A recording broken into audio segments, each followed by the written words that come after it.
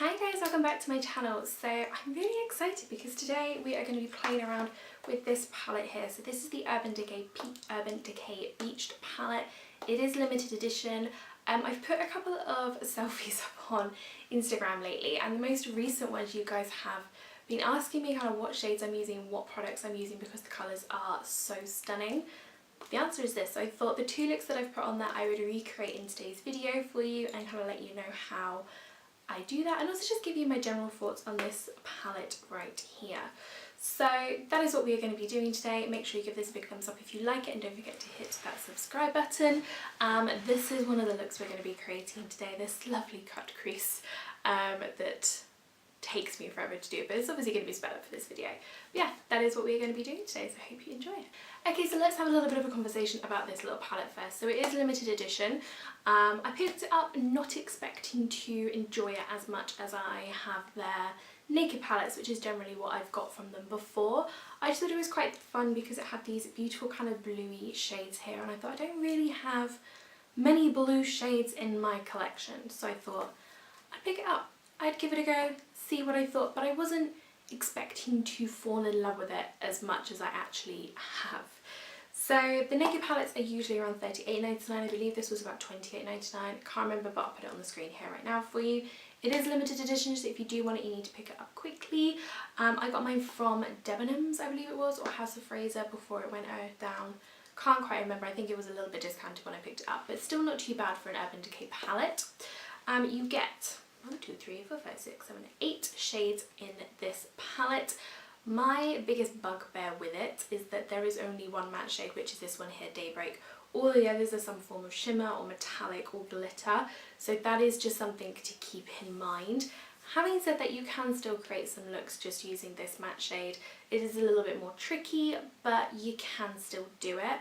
Other than that, I do really like the palette, and I do really rate it. I've really enjoyed using it. The colours are stunning.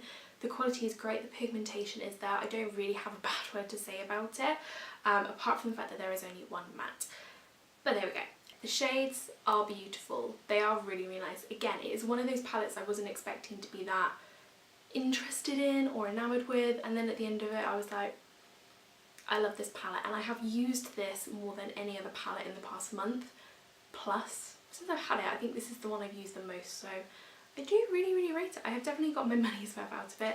It is very nice. I really like it. It's probably going to be the one that comes on holiday with me, not gonna lie, and I do really rate it. You can create some really lovely looks from it. Moving on to the looks, what I'm going to do now is switch over to Past Lisa, and she is going to take you through two looks. One which is a very wearable everyday look with a little bit of twist that you can take or leave if you want to. Second one is this more dramatic peacock kind of look, which is what I call it. A little bit more interesting, a little bit more dramatic, but I'll kind of talk you through all of that. So yeah, so without further ado, let's rewind.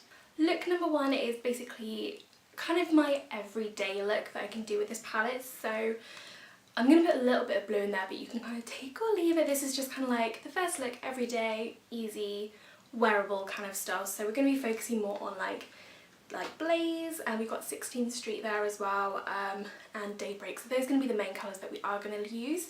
And then what I do also do sometimes, well, I just take double dip that lovely blue shade and just put it on the bottom waterline. You can take or leave with that, but you don't have to do that depending on what you're comfortable with. But yeah, we're going to start with that look. The one thing I would say with this palette, 16th Street in particular, like that one and also Wedge, those main two, they do have a bit of fallout, which is why I tend to do it before I put the rest of my face on. Just kind of helps to catch any of that as well. So that's just something that I would say to kind of keep in mind. Just to kind of recap what we did here, we used Salt, this top shade here, just as a base to kind of create a nice flat colour for all the others to go on top of the lids, and just to kind of smooth anything out and also kind of get rid of any different tones on the eyelids. We then took Daybreak, that matte shade, and we put that through the crease, building it up until we had a very nice colour that we were comfortable with, that created enough definition for us through that crease. We were keeping everything very rounded, very kind of nothing too neat and tidy, just kind of some whatever you kind of fancy doing in terms of the shape. We just kept everything very rounded. We then took Blaze, this kind of top shade, which is this beautiful kind of rose goldy shade, and we just pressed that into the lids with a flat shadow brush, and we went into about halfway along the lids just to kind of have that really lovely kind of gradient of colour going across the lids to begin with. And this is just a beautiful inner highlight shade as well. And then we took 16th Street, which is definitely kind of one of my favourite shades in the entire palette. It is a stunning kind of bronzy gold shade. I've used a lot, but this is just something a little bit different about it. This one does have a bit of fallout, so just be aware, but again, we just took that flat shadow brush and we pressed it on the outer half of the eye, just blending it in the middle to make sure the Blaze and 16th Street kind of came together very nicely. And we just kind of pressed that in until we got the desired colour that we wanted. Really, really beautiful. And then we took Wedge, the darkest shade in the palette, just a little bit, and we just kind of put that on the outer corner just to create a little bit more depth and definition there.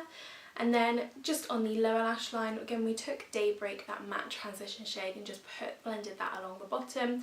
Again, you can leave it there if you want to, but if you want to add a little bit of fun, if you're feeling a little bit brave, then you can take Double Dip, that gorgeous kind of lighter blue shade, on a pencil brush and just kind of put that through the waterline, and that gives you that really lovely kind of pop of colour there. And that is just look number one. So I hope you guys like this. Let me know what you think. And yeah. So here it is, this is look number one. So it's very wearable every day. You don't have to put the blue on the lower lash line if you don't want to, and then it literally is very, very wearable for each day. So, and yeah, moving on to look number two. Okay, so moving on to look number two, this is definitely my most adventurous out of all three, and this is basically using those stunning, stunning blues in this palette and really making the most of them. So I'm going to do I basically put this on my Instagram last week, I think it was, and people really, really loved it. And I had so many questions on what I use, so I thought that can kind of come in this video as well. So we're going to be using these stunning blues for the majority of it, the Double Dip and the Plunge here. And we're going to be doing something that I'm very new to, so please no judgment on the quality of this. We're going to do a bit of a cut crease halo eye. This is going to be fun. So yeah, that is what we are going to do. As I said, no judgments please. And when I kind of put this on Instagram, I just kind of called it a little bit like my peacock look, because the colours just really reminded me of peacock.